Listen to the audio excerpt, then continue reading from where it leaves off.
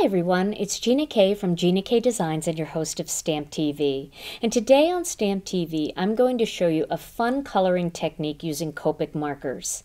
Now you guys know I'm not a Copic marker expert, but this is a technique that's really fun to do and it actually looks pretty nice. So let me show you the tools and products that you're going to need to make this card project. First, you're going to need some stamps, and the stamp set that I'm going to use is the new Stippled flower stamp set. This one was hand-drawn by my daughter Alicia, and I'm going to use the big flower, I'm going to use this little flower down here, and a couple of the leaves. Then, to cut those flowers out, I'm going to be using the coordinating die set. I'm also going to use some other dies. I'm going to use the ThermoWeb dies. These are the dies I designed for ThermoWeb, and these are the small rectangles and the large rectangles. And the small ones have a double stitch, and the large one have a single stitch. And I'm just going to kind of layer those together to create a nice little shadow layer around the biggest one. Then you're going to need some ink, and for the Copic coloring, I'm going to use some Memento Tuxedo black ink. I'm also going to use some of the Gina K Designs Moonlit fog, and I'm going to use this to create a background using our water droplet stencil. Now for that stencil, I'm also going to use some of the new ThermoWeb purple tape, and this is a great tape if you need a tape that won't pull up your paper or tear your paper. It holds down dies, and it's great for stencil work and all kinds of other things. For cardstock, I'm going to use some of the Gina K white. This is the layering weight white, some black, and then for my card base, I'm going to use fresh asparagus. I'm going to also use a sponge dauber, and I have a couple of acrylic blocks here. I'm also going to use some of the ThermoWeb Sticky Dot Runner. This is the mini one, and I have a white gel pen here that I'm going to use. For Copic markers, I just grabbed a few. I'm not exactly sure which ones I'm going to use. I think I'm just going to use these three purples, but this one's over here as well, so we'll see. So the colors are FV2, and that is fluorescent dull violet, B79, which is iris, and then this one, this is a chow marker. This is BV13, and it's called hydrangea blue. The other one I have here is called prune, and it's BV02, so in case I use that one, I'll let you know. Then for greens, I've got three different greens here. I've got G99, which is olive, and then I've got a couple chows. The same colors are available in the sketch style as well. I have lime green, which is G21, and then I have G000, which is pale green. I also have a colorless blender pen just in case I make any mistakes, and I have YR65, which is, boy, I think I need stronger glasses. Well, I can't really see it, so I'm going to go with YR65. Okay, I also have my tidy towel for cleanup, and I'm working on a mat here. So let me grab some of that white cardstock. I'm going to use this little piece here, and I'm just going to show you on one flower and one leaf how I actually do this technique, and then I'm going to do the stencil part and then assemble the card. So I'm going to use the biggest flower here. We'll do this one. I'm going to put this on a big Gina K block. You can use your Misty or a smaller block if you want, but I'm just grabbing these acrylic blocks right now to use because my Misty is packed in my bag already because I'm going on a stamping weekend. All right, so I'm going to stamp that. There we go. And then I'm going to stamp this large flower image. And again, I'm going to use the Memento Tuxedo Black for that. And I'll stamp that right up here. Okay. So now that those are stamped, I'm going to just clean that off with the tidy towel. Makes a quick, easy cleanup. And then I'm going to find those markers. Okay, here they are. So I'm going to start with this marker, and this is the FV2, the fluorescent dull violet. And I'm going to use just a little flicking technique to color this. So instead of coloring the whole thing, I'm going to actually create lines going out from each petal. So I'm just going to go like just like that. Just kind of create little lines.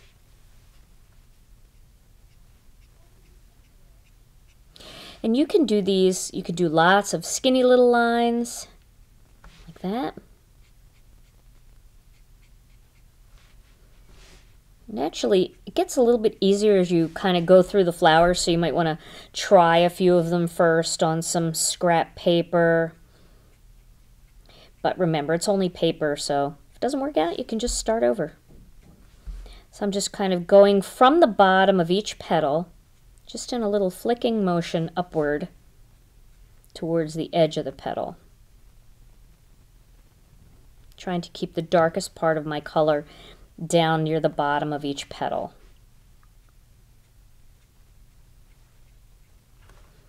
You can see what this is doing.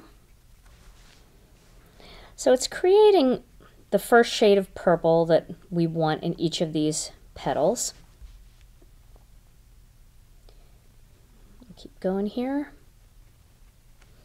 And again, not a whole lot of skill required to do this, just kind of using the very fine tip of the brush and just flicking upward.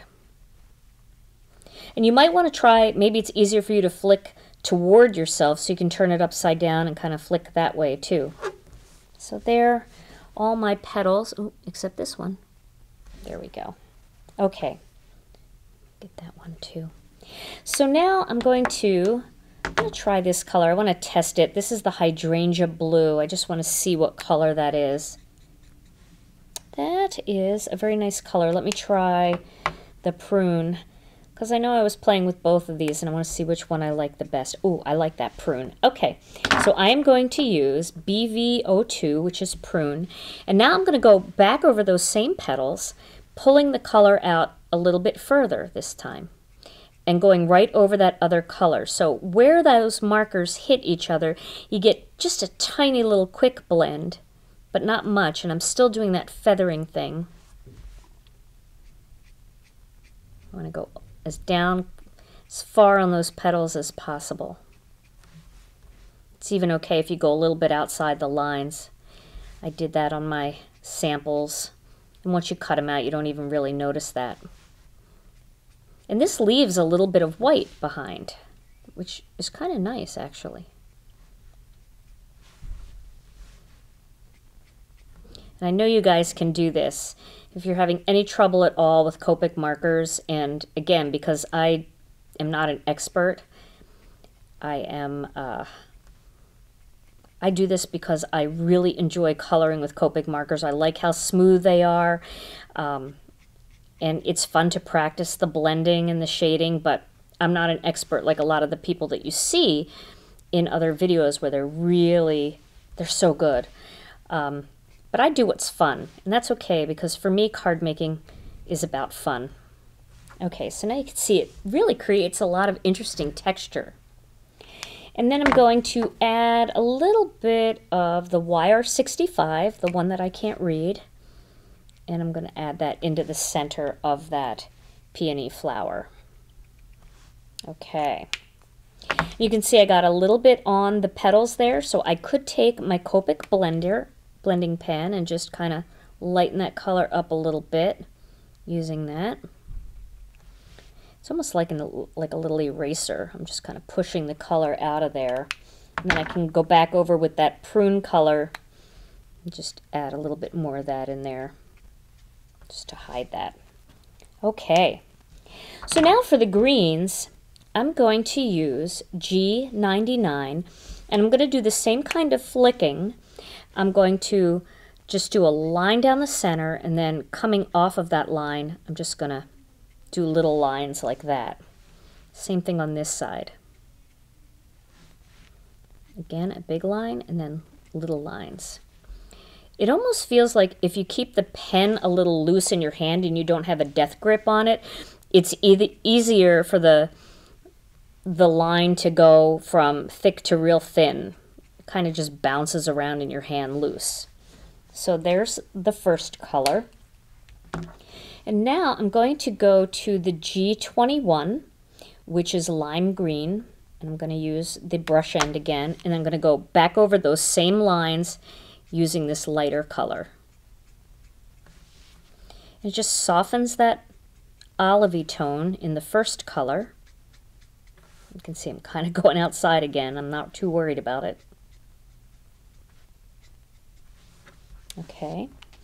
And then if you feel like you want to fill in any of that, I think that's what I was doing with this pale green earlier. I would just take it and just fill in a little bit if I felt like it needed a little more color. Just kind of pouncing into those white areas. So those are the two flowers. Now I'm going to get my Big Shot. Here I have the Big Shot. And I'm going to cut these two flowers out. And you really should do this part first before you do the next step. So we will find the right die for this. And again, this purple tape is just amazing because it does not tear your design at all. I love that. Just to secure it down. I'll run that through.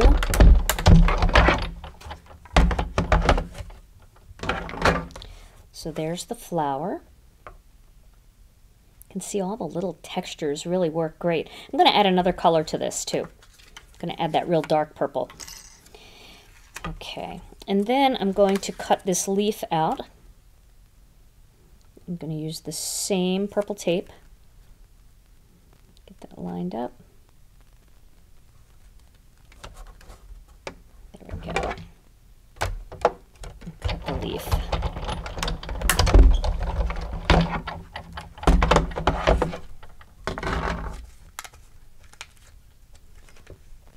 And there's the leaf. So I have the leaf and the flower. And I'm done with the die cutting. All right. So let me move that out of the way. And we'll zoom back in here. Now, I have this real dark purple color. This is the BV79. And what I'm going to do with this is I'm going to use the brush end, and I'm just going to add a little bit of darkness right down at the bottom of each of these. I'm going to flick that color in too, but not real far. Just to add a little more depth, especially in some of these petals that don't have a whole lot of detail in them. That just adds a little bit.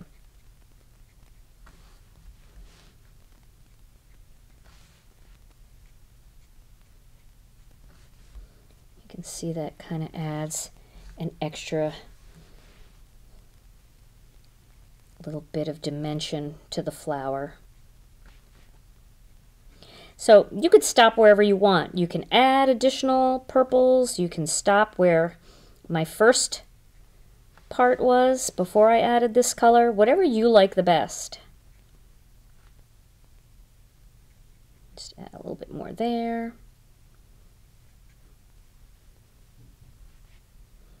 Okay, almost done. Okay. And if you feel you want it to blend a little bit more, go back to the real light purple. And you can flick a few more lines over that. And that just kind of softens it a bit.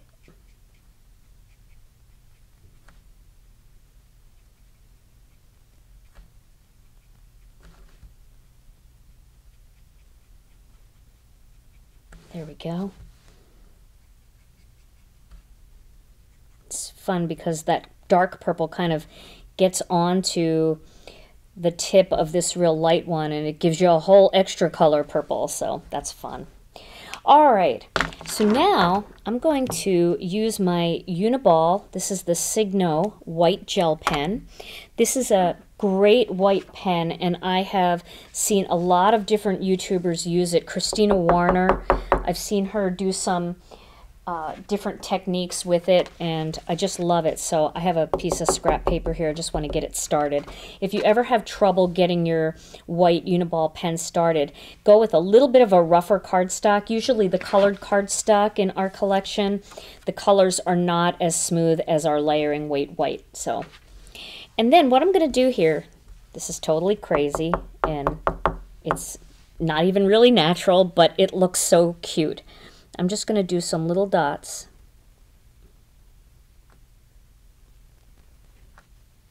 all over, close to the bottoms of each petal.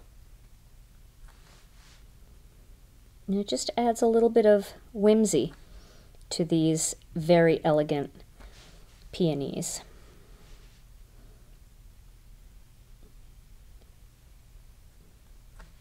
You can do as many or as few as you want.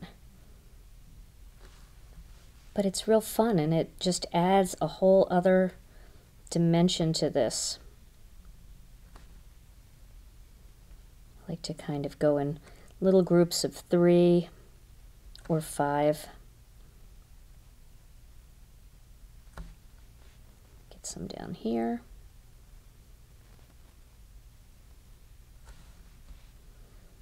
I think that looks pretty good. Maybe a couple in here. So it's just such a fun look.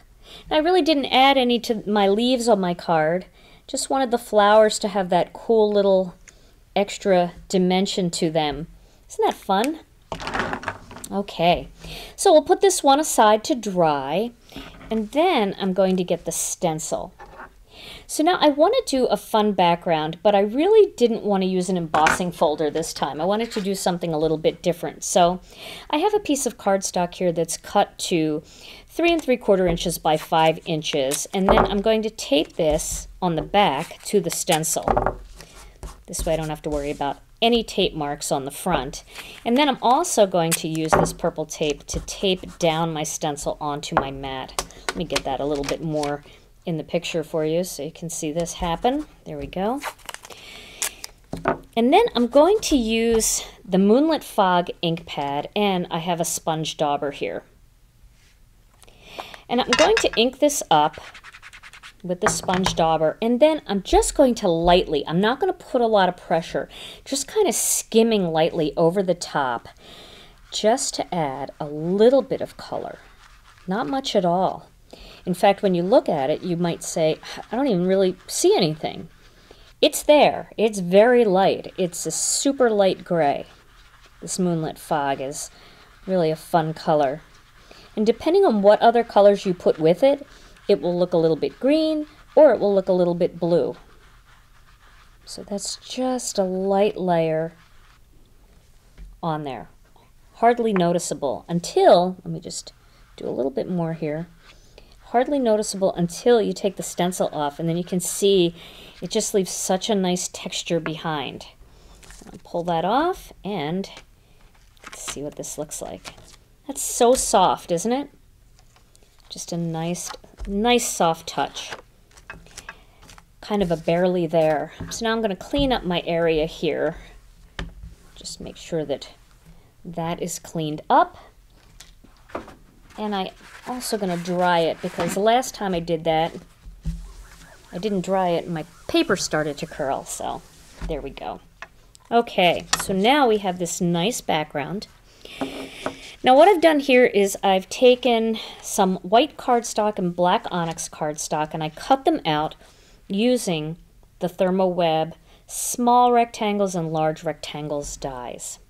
And I'm going to adhere those two panels together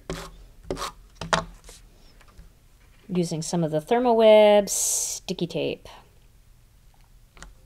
Sticky dot runner. Okay.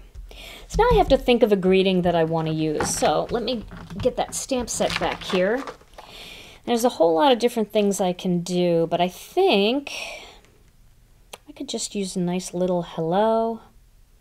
Could do happy birthday. Maybe, or get well is nice too. Everybody seems to have the flu that I know. I think I'll make a get well card. I'm sure that there is some poor friend of mine out there that could really use one. So I'm going to ink this up with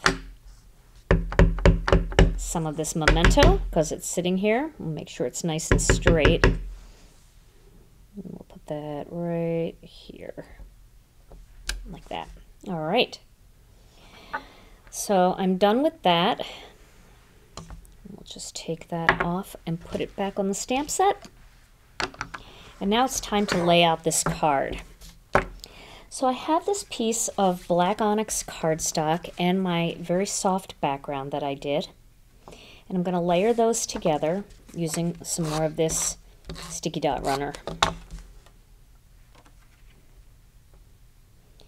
And then I'm going to put the rectangle that I just stamped the greeting on right in the center, like that.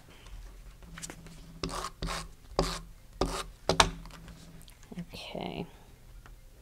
And then before I start layering these flowers on top, I'm going to mount that onto my card base. Kind of like that fresh asparagus. I don't use that enough, and it is such a beautiful green color. But if you want more contrast, you certainly can use white on the back, or you can use Moonlit Fog, or one of our purples to go with the beautiful purple flowers. So we have this flower here, and I'm going to show you some of the other ones that I colored. Colored that one. I colored this one that's kind of a side angle. Here's another one of those that I colored, and here are a few leaves. And then I really like this flower. So I'm not sure which ones I'm going to use. I was just really playing and coloring and having some fun, and then I thought, okay, so this has to be a card for a video. All right, so I'm going to just lay out my arrangement, and I want that arrangement to go off of the rectangle. I think this one should go down here, maybe like that. And then I can fill this in with some of these little leaves in here. Get that one on top. Can do another leaf over here. Like that. So that's a pretty arrangement. Bring that closer together. I love that. We can even have that one kind of going across like that. Maybe I'll do that. I'll put that one there. Then I can still use this one. Ooh, that's pretty. I usually like 5 flowers instead of 4 flowers, but I think that actually looks really nice, even though it's even numbers. Maybe the leaves make it, I don't know. That looks pretty to me. So I'm going to do that. Okay, so I'm going to start with this one. I'm going to tack that one down. This is probably killing some people out there that they're even numbers, but I'm not really minding it this time for some reason. Put that one up here. And then we'll put that one down. I'm not even going to use any foam squares on this. I think I'm just going to lay them all flat.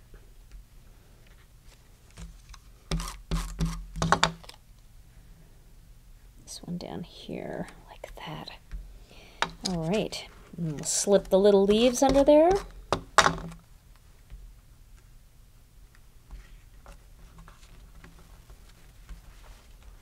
This one might already be stuck down. Oh, no, it isn't. Let's grab that out from under there.